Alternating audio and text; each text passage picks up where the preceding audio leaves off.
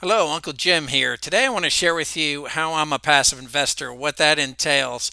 I actually earlier today made over $600. I believe it was 675 in literally less than an hour. I did 3 trades and did quite well. I'm going to actually share with you those trades at the end of this video.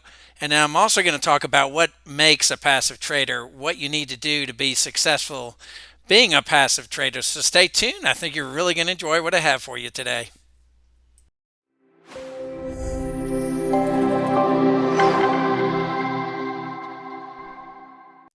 Now, before I jump into what makes a passive trader, let me discuss some of my favorite stocks. These are the actual stocks that I shared with my Patreon groups earlier in the week. I release a planning worksheet every Sunday or Monday, and at the top of it, I have actual favorite stocks and what I'm looking at for the week. I actually include in that spreadsheet what strikes I'm looking at, what delta, what expiration, and more detail. So what I'm going to share at the end of this video are some of these that I actually sold both cash secured puts and vertical put credit spreads. So stay tuned and more detail will be at the end. But all these companies are companies I'm very interested in it. And right now they pay good dividends. Other than Alcoa, I think Alcoa does not pay a great dividend, but it's got some really good earnings and good premium. All the others do pay good dividends. I believe they're all 4 to 5% with their standard dividends, and they also have special dividends, which can be quite a bit more. So, again, I'll go into more detail about those at the end of the video. I just wanted to mention them because just in case you don't hang around, these are 4 good companies to take a look at. I've actually made some really good money with them, and they're at a really good level. They're near 52-week lows or possibly even 5-year lows. So now the key points for being a passive trader is I'm still working. I don't have a lot of time to actually trade. I don't really want to do day trading. I don't want to stay on the market a whole lot. I want to get on and get off and be able to make some good passive income, and I've been able to do that. I've been averaging around 700, 750 a week and close to 3,000 a month. It's been a little bit harder with the bear market. Before the bear market it was fairly easy to do that, but the last 2 weeks I've averaged 750 each week. So, and then that's just through premiums. I also do quite well with dividends. I'm bringing in between 15 and 1600 a month in dividends, and you'll notice that most of the stocks I like to invest in are dividend payers. So that's, in my mind, that's the real passive investing, is when you have dividend paying companies, because you really don't have to do anything. They just put the money in your account every time a dividend is paid, and it's relatively simple. And with the market correction, there's some really good high paying dividend companies out there. I also like to do what I call market orders. Now, I do this with Schwab. I don't know the details with a lot of the other brokers. I believe you can also do it, but Schwab will guarantee you what you see on the trade when you're reviewing the trade or when you're actually looking at it and entered the information. And a lot of times with their market trades, they'll improve upon it. I've in some previous videos I actually show that. I believe in the last video I actually showed that. Um, so it's the market orders is what really makes it passive for me. Again, I get on and I get off and then I'm done. So I literally earlier this morning spent an hour making those trades, and like I said, made $675. And that was in between doing software coding for a client that I'm working on. So I don't have the time right now to do lots of trading, but I really don't want to. At some point when I'm fully retired, it's a great way to get passive income. And when you pair it with dividends, I'm bringing in close to 4,500 a month just between dividends and the passive premiums from selling options. And I'm able to do it in a safe manner. Now, I've learned, if you go back through my videos, it's been a journey. I've learned as I've gone what to do, what not to do. I've decided to take less risk, especially with puts. I'm doing what's called a 20 delta with calls, and that's just saying, well, a 20 delta, if you subtract that from 100, it's like an 80% chance I'm taking with selling call options. And for puts, I do more like an 85 or 15 delta. So I took a little less risk. I want more like an 85 to 90% chance that it's going to expire outside the money or be at a price I really want to own the stock. And again, I only invest in or try only to invest in stocks and ETFs that I really want to own. Now, sometimes things change. Like one example is Big Lots. Big Lots has had some bad numbers, and I've closed some of those positions, but I still have one more position with Big Lots, and I have to decide, do I want to keep that? And right now I'm thinking I won't, so I'll probably close it. I think it expires next month, so I'll probably close it for a loss. Um, and then you'll see here I've got what looks like a faucet. And what's beautiful about selling options, covered calls, vertical put credit spreads, cash secured puts is it's almost like a faucet. You can decide to do as much trading as you want, and you're almost like able to turn it on more so, and then turn it off. There's weeks I don't trade at all. Other weeks I do enough for the whole month. So I really like that aspect too. That and then also it's nice because if you're really patient and like today the market was way down and there was some great premium for puts. So if you're really patient, you can really make some good income. So some days it's not worth trading if you're wanting to add more puts to your or more puts to your portfolio, selling more puts. That is, you can also buy puts or you could buy calls too. And I've actually looked at that a little bit. I haven't done any yet, but that'll be probably in a future video. It's just nice to if you're patient, you can pick the right days. Like today was really good for puts. Now, if tomorrow's way up, it may be a really good day for calls. So, and then I'm a big 4% person, meaning, the 4% rule that you can live off about 4% of your investments on a yearly basis. Now, when you take into consideration dividends and selling premiums, it makes achieving that 4% really easy and actually being able to do a lot less than 4%. And that's what I found I've been able to do. I could completely retire now, but I don't know. I like doing certain kinds of work and I'm doing what I want to do when I want to do it versus trying to work for someone and do the 9 to 5. So I like doing these videos, and I also like doing software development work or software consulting work, which is the other thing I do, which is the other job I do, that is. So next, let's jump into the actual trades. I'm going to jump into my planning worksheet. Before I do that, as always, please hit that like button, subscribe. Take a look at my Patreon. Again, I share all these trades weekly. I also have special content, and I have a weekly meeting. So I encourage you to take a look. The links will be below. So that being said, let's jump into the next part of this video. Okay, I've jumped into my planning worksheet for this week. This is the one I released on Monday. You can see it shows Monday, July 11th. And I had worked on the actual top stock picks, which you saw at the beginning of this video.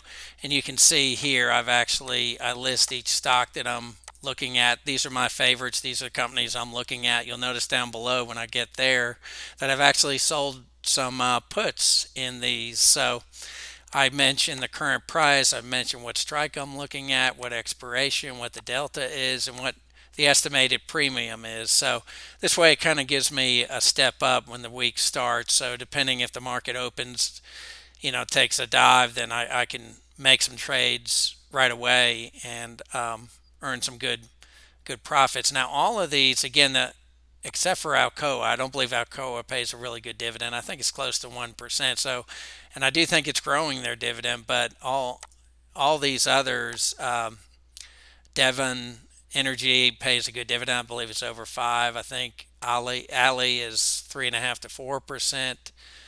Buckle is, I think, 4.5 to 5%, and they do a lot of special dividends. I had mentioned in a previous video where they actually have special dividends every year that are sometimes even more than their normal dividends. So in a way, you can do really well dividend wise when you combine both special and normal or ordinary dividends. Um, and this is just a small number. I do have a watch list that I keep in Schwab, and it makes it really easy to look to see who's way down. So Again, any companies that's down because of earnings or because the market's just down typically will have better premiums. So if the market's down, the puts have better premiums. If the market's way up, then the calls will have better premium. Um, and all these companies have good numbers and been hit pretty hard. So, you sell puts on them now, you're getting them at good prices. So, what I do is I plan 2 or 3 weeks out. So every week I release this video, and I look at anything that's expiring. I note here like these are in green, but before they were in green, they're in green because I actually either rolled them or opened a new position, or if I close them, they'll also be in green. So this is Corning GLW. So I rolled it earlier in the week and was able to roll it out to, let's see, where did I roll it out to? September 16th, and I picked up $76. So Corning, I own quite a bit of Corning. I own, I think, 400 shares. So I wasn't sure if I wanted to pick up two more contracts. So that's why I rolled it. I rolled it to the same strikes so I can still pick it up at the same price. But I wanted a little bit more time to decide, do I want 200 more shares? And then Apple, I did that today. This is one of the ones I talked about where I was able to do $675 today. I was able to roll Apple, and it was pretty far outside the money, 130 to 130, 120. So the short was 130 and the farther out was 120. So it's a vertical put credit spread. I rolled it out to um, August 12th. So I didn't really even roll it out that far, and I made $240. Actually, well, yeah, that's correct. August 12th. And then here you can see the actual return. This is one of the better ones that I've had. So if you annualize it, it would be 172% return. So making 240 on, and this is the required margin, comes out with 177. So I love Apple. I make good money with them just selling puts. I don't own any Apple, but I'd be more than willing to own Apple at 130.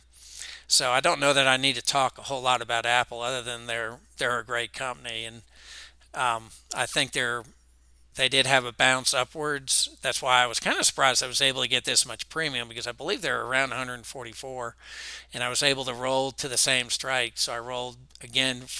130, 120 was the spread.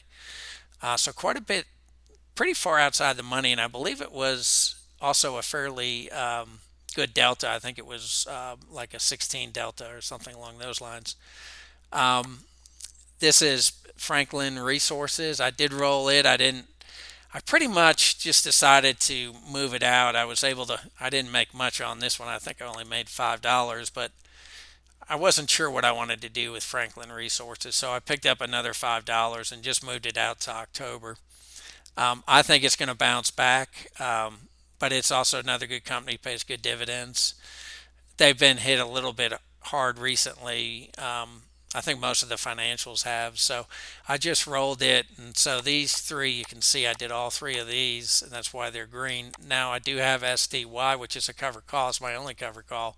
And it will expire. It's so far outside the money that I believe it's around 110 now. So it will expire.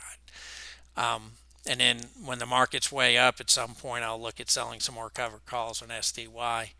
Micron, it doesn't actually expire till next week, but it is in the money and it's fairly deep in the money. That's why it's showing as yellow. So I've tried to roll it this week. I haven't had much luck, so I'm going to look at trying to roll it next week. I'll let it so it'll stay on the spreadsheet. It'll be on there next week. Everything else will probably be off it, even this, because this SDY will expire. And then now these are the two new trades, and both of these were the ones I recommended to everyone at the beginning of the week. So I actually did a new contract.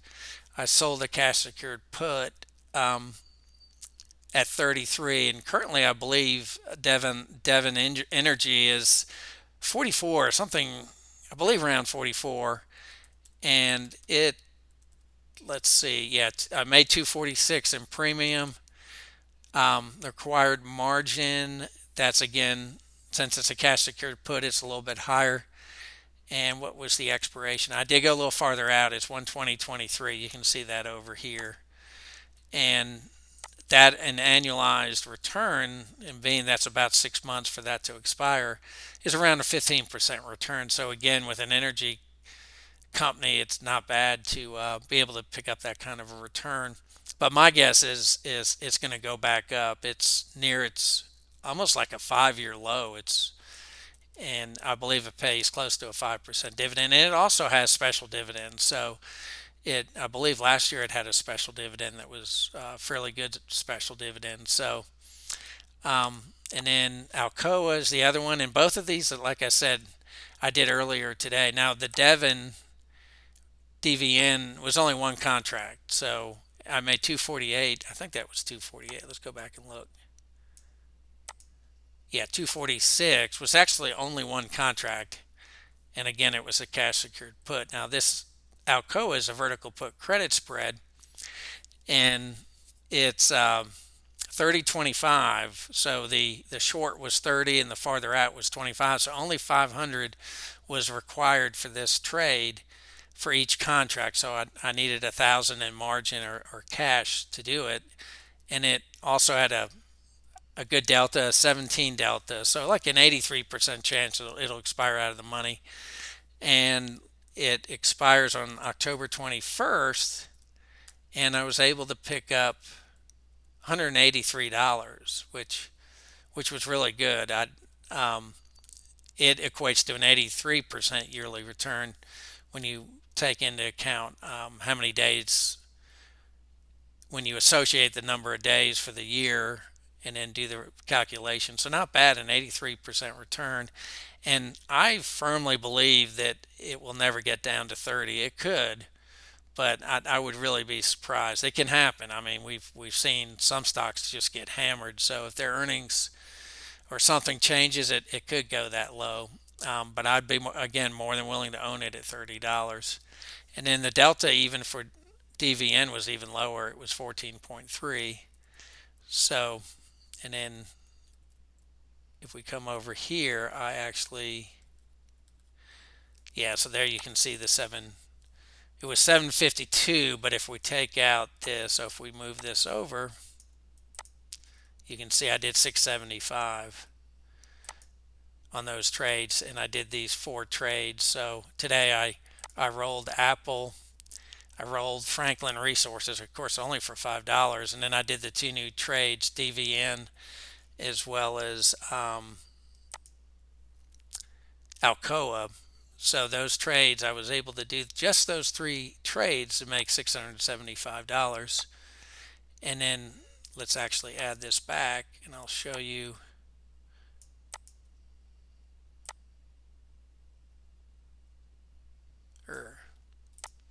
Yeah, so 752, and here you can see I also list up here my weekly goal. So my weekly goal is $600.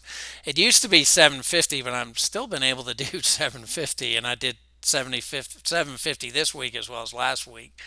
So I lowered the goal mainly because of the bear market and the fact that I do have several positions that are still deep in the money. They're expiring in the future. But some of those have recently come out of being deep in the money. They may still be in the money, but they're no near as deep as before. And you can see here already for July, just for the premiums, I'm up to $1,500. And that doesn't include the dividends that I mentioned earlier. You can add another $1,500, so you're talking 3,000. But I would hopefully I'll be like 2,500 to 3,000. So I don't know what the rest of the week's going to look like, or not week, the rest of the month's going to look like, but hopefully we'll still keep going up and up and up, not up and up, but we won't keep going down and down and down. Hopefully we'll get to a point where the market does recover. I'm thinking we may be due for another 10% down, and then I think in the fall we're going to start trending upwards again, but we're going to have some of these bounces like I mentioned in other videos.